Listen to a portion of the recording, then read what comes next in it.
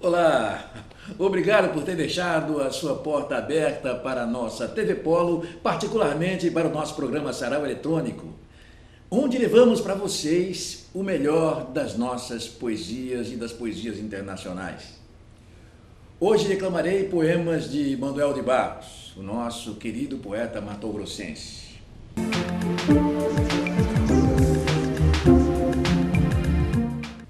Vou começar com O Menino que Carregava Água na Peneira. Tenho um livro sobre águas e meninos. Sempre atentei para um menino que carregava água na peneira. A mãe disse que carregar água na peneira era o mesmo que roubar um vento e sair correndo com ele para mostrar aos irmãos. A mãe disse que era o mesmo que catar espinhos na água, o mesmo que criar peixes no bolso. O menino era ligado em despropósitos. Quis montar os alicerces de uma casa sobre orvalhos. A mãe reparou que o menino gostava mais do vazio do que do cheio. Falava que vazios são maiores e até infinitos. Com o tempo, aquele menino, que era cismado e esquisito, porque gostava de carregar água na peneira, com o tempo descobriu que escrever seria o mesmo que carregar água na peneira. No escrever, o menino viu que era capaz de ser noviço, monge ou mendigo ao mesmo tempo. O menino aprendeu a usar as palavras, viu que podia fazer peraltagens com as palavras e começou a fazer peraltagens. Foi capaz de modificar a tarde botando uma chuva nela. O menino fazia prodígios, até fez uma pedra dar flor. A mãe reparava o menino com ternura. A mãe falou: "Meu filho, você vai ser poeta. Você vai carregar água na peneira a vida toda, filho. Você vai encher os vazios com as suas peraltagens. E algumas pessoas vão te amar por seus despropósitos."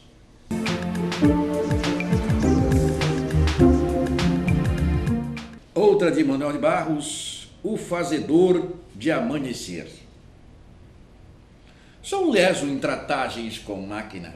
Tenho desapetite para inventar coisas prestáveis. Em toda a minha vida só engenhei 3 máquinas, como sejam: uma máquina manivela para pegar no sono, um fazedor de amanhecer para usamentos de poetas e um platinado de mandioca para o fordeco de meu irmão. Cheguei de ganhar um prêmio das indústrias automobilísticas pelo platinado de mandioca. Fui aclamado de idiota pela maioria das autoridades na entrega do prêmio, pelo que fiquei um tanto soberbo. Eu, idiota, que maravilha! E agora entronizou-se para sempre em minha existência.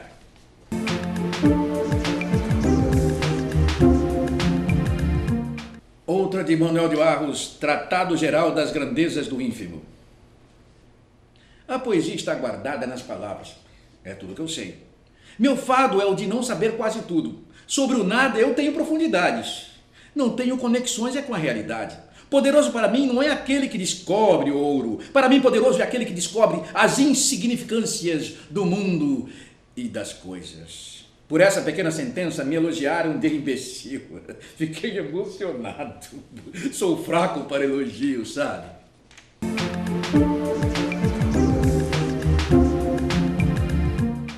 Prefácio, também de Manuel de Barros. Assim é que elas foram feitas, todas as coisas, sem nome.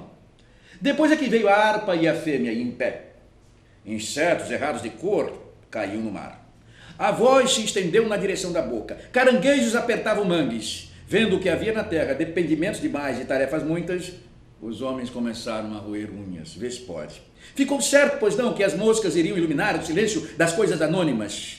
Porém, vendo o homem que as moscas não davam conta de iluminar o silêncio das coisas anônimas, o que ele fez? Passaram essa tarefa para os poetas.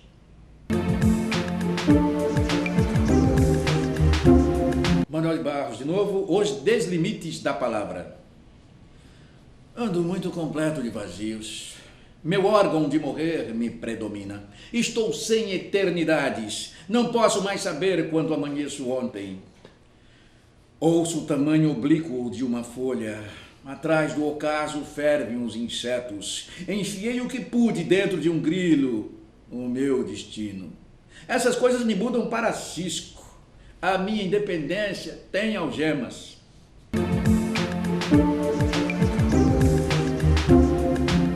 Aprendimentos, de Manuel de Barros. O filósofo Kierkegaard me ensinou que cultura é o caminho que o homem percorre para se conhecer. Sócrates fez o seu caminho de cultura e ao fim falou que só sabia que não sabia de nada.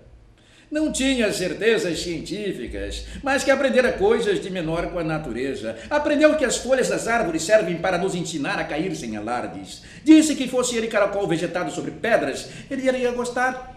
Iria certamente aprender o idioma que as rãs falam com as águas e ia conversar com as rãs. E gostaria até mais de ensinar que a exuberância maior está nos insetos do que nas paisagens. Seu rosto tinha um lado de ave. Por isso ele podia conhecer todos os pássaros do mundo pelo coração de seus cantos. Estudara nos livros demais. Porém, aprendia melhor no ver, no ouvir, no pegar, no provar e no cheirar. Chegou por vezes de alcançar o sotaque das origens. Se admirava de como um grilo sozinho, um só pequeno grilo, podia desmontar o silêncio de uma noite. Eu vivia antigamente com Sócrates, Platão, Aristóteles, esse pessoal.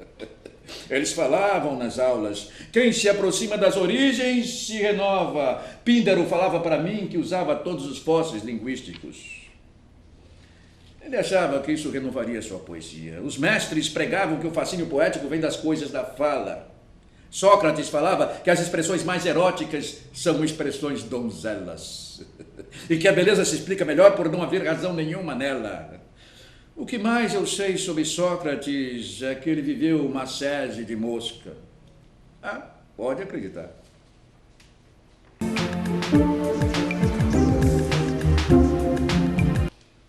Outro poema de Manuel de Barros chamado Uma Didática da Invenção.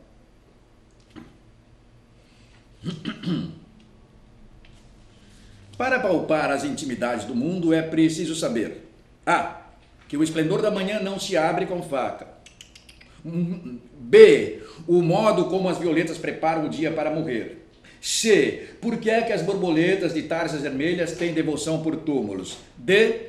Se o homem que toca de tarde sua existência num fagote tem salvação.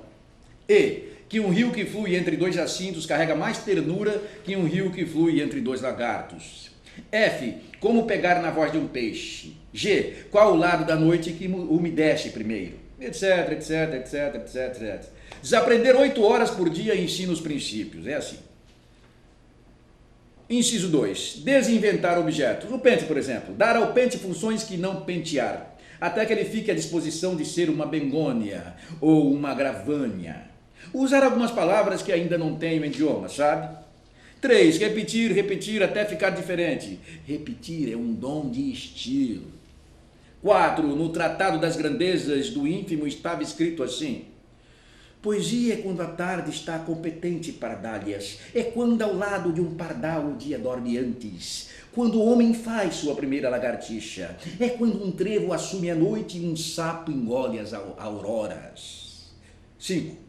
Formigas carregadeiras entram em casa de bundinha.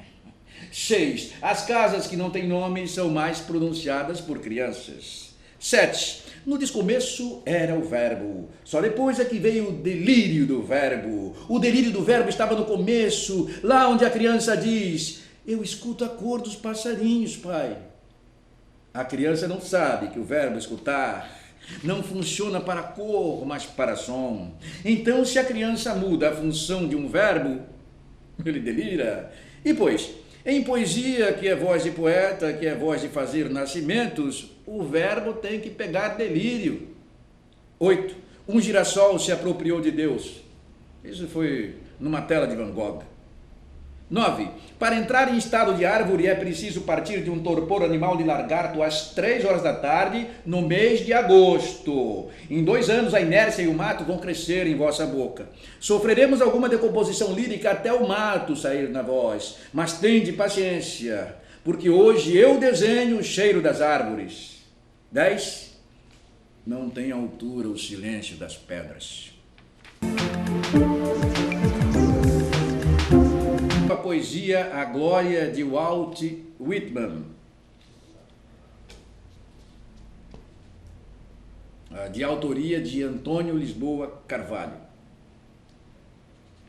Eu, abjeto, confesso. O conhecimento não pressupõe a superação de problemas.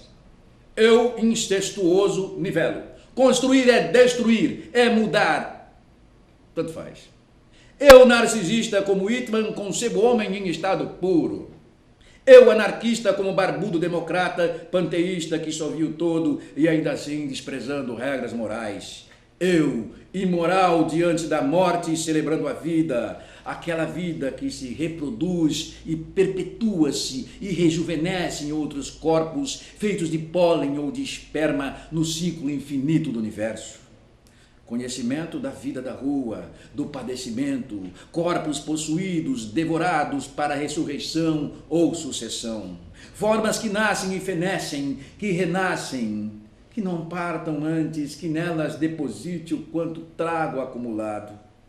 Sêmen, semente, o caminho do Oriente, o olho da serpente. O sexo contém tudo, corpos, almas, sentidos, provas, pureza, leveza.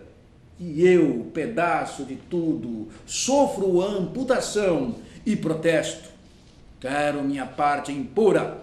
Confesso minha covardia, proclamo minhas limitações e teço o canto do mal e comemoro essa parte de mim. Oh, varar noites, vendavais, fome, desejo, recusas e atropelos, feito árvores e animais. É escrever um poema no coração da América e na consciência do mundo, um poema sujo, que é mais limpo de todos, como o Goulart já demonstrou. Um antipoema de Nicanor Parra, um hieróglifo, um código secreto para os iniciados, e assim promover a leitura do ser em nossas entranhas e entrelinhas. Perverter os sentidos em busca dos sentidos.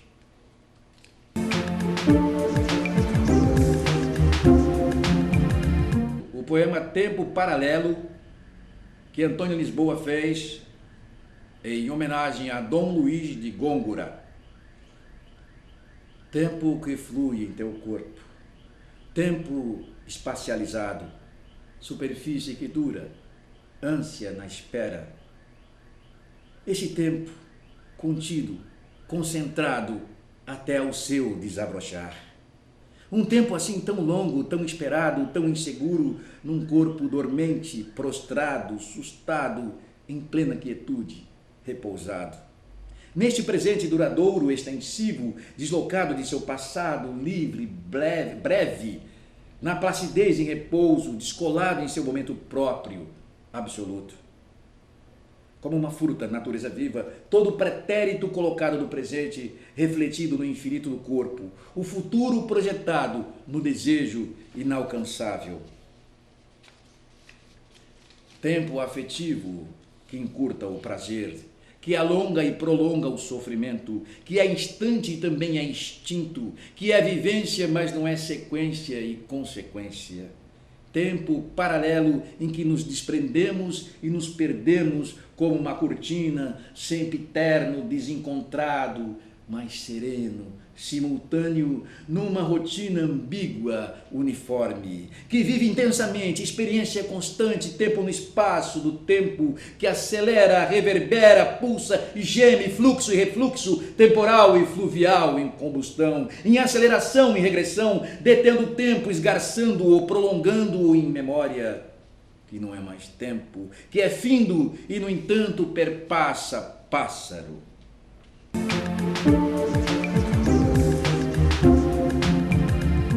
Outro poema de Antônio Lisboa, né? Chamado Grande Sertão Veredas. Grande Sertão Veredas, de Antônio Lisboa. Uma inalcançável geografia estende-se além de toda percepção. País, continente, numa projeção insondável, sem limites visíveis, apenas perceptíveis por convenções e descrições, há um tempo vagas e imprecisas. Nos extremos, a selva, o mar, as pradarias, mapa de relevos acanhados, planícies interpostas a intervalos, por arestas e frestas, por várzeas e vales e rios, avolumando-se, articulando-se como vértebras ou veias tributárias. Altiplanos e chapadões enfileirados, escarpas, escombros, anteparos de serras como muramentos abruptos ou são encostas fracionadas, contrapostas entre os mares e os campos gerais. São degraus, camadas, terraços, tabuleiro suspenso desde as costas argênteas e as extensas areias, até os elevados da Serra do Mar, detendo os ventos e os movimentos humanos. Cerros aspérrimos, escarificados, onde nascem as águas emendadas, que descem em todas as direções, para todos os quadrantes, pelo leito dos mares extintos da antiguidade de Goiás. Seu vulcão calado, suas fissuras cortantes, suas águas aflorantes, vazantes, por ignotos e remotos percursos. São verões abrasantes, decomposições, elementos variantes, dilatações e contrações da rocha degradada e fria, das estações contrastantes. São chuvas torrenciais, aguaceiros diluvianos, mananciais por vertentes desfiladeiros. São as cheias inclementes, alternando-se com a secura dos ares no estio.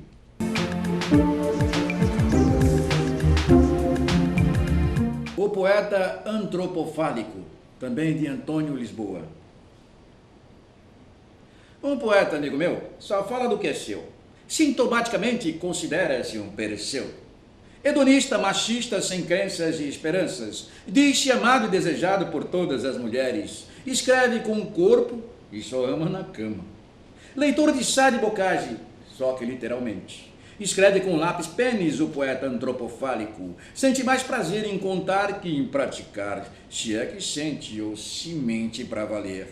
Dorme no empelo, refletindo-se em espelhos, rumina gozos futuros e passados em constante pesadelo. Sexo e nexo em seu maniqueísmo enfadado, sonha sendo devorado por vaginas com dentes.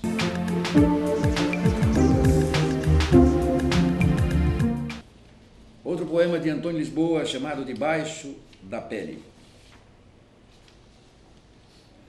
Sobre a pele outras peles como armaduras, sob a pele outras peles como tessituras indeléveis, como camadas no solo ermo de cebola ardida, uma inscrição inconformada. Quem é que habita as profundezas do ser, hein? Com certeza é outro da superfície mais externa de sua conformidade. Sujeito a que desígnios? Vestir-se de todas as peles, fantasiar-se e devestir-se de véus como lâminas acesas. Sujeito. Todos os que fomos sobrevivem em nós, ostentando perdas e ganhos.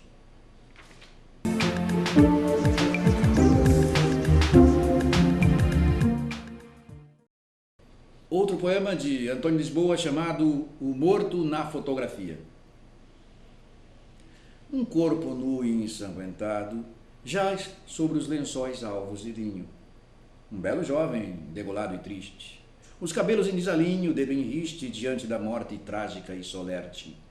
Estampado na foto, morbidamente. Morto de surpresa depois de amar desorbitadamente. Amante incauto. Braços fortes, veias e músculos inflados e hirsutos em seus recortes, de estatuária viril e varonil, expostos à contemplação alheia como numa cheia natureza morta. Pernas lisas, lustrosas louçãs, em escultórica e vigorosa compostura ainda rijas, denotando reação ao prazer cessante ou ao pavor rompante, súbito e derradeiro. Um sexo flácido e enorme, prostrado e vencido, indiferente e inculpado da celebração de que participa, inocente do que se lhe imputa. A matéria escrita cita o nome da que o desfrutara na alcova, a quem seduzira ou por quem fora seduzido, tendo ido ou tendo sido levado, sobrenome de um senhor abastado, cornígero marido, como diria Camões, provável mandante da cena de horror. Apenas um caso a mais, e apenas circunstante, na rotina vã de uma delegacia, não fosse pela beleza e qualidade ou felicidade, valha-me Deus, da fotografia.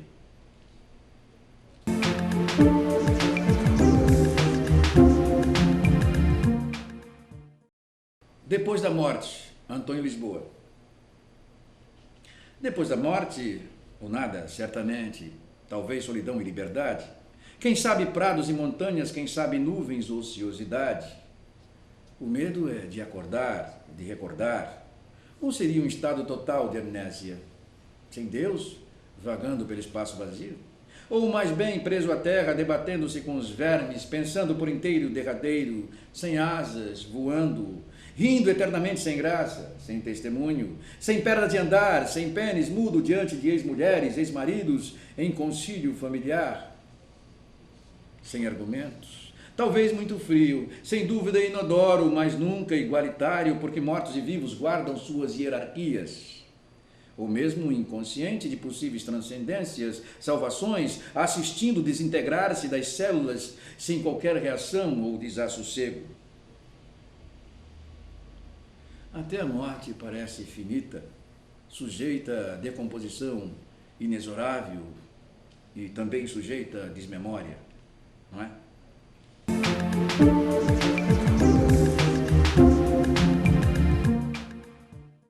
Anjos pervertidos, de Antônio Lisboa.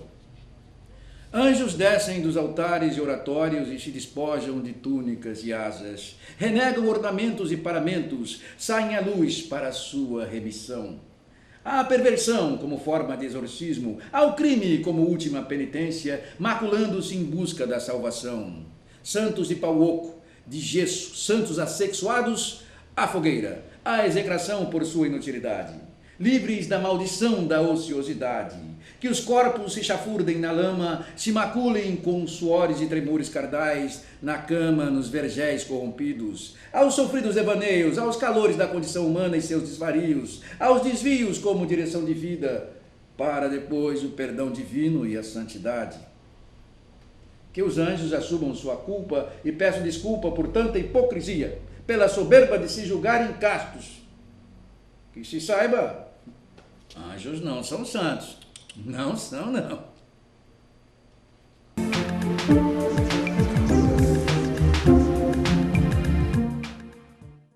Bem, eu espero que vocês tenham gostado das declamações de hoje. Saudações poéticas e até o próximo programa. Deixe a sua porta aberta, hein? Até mais.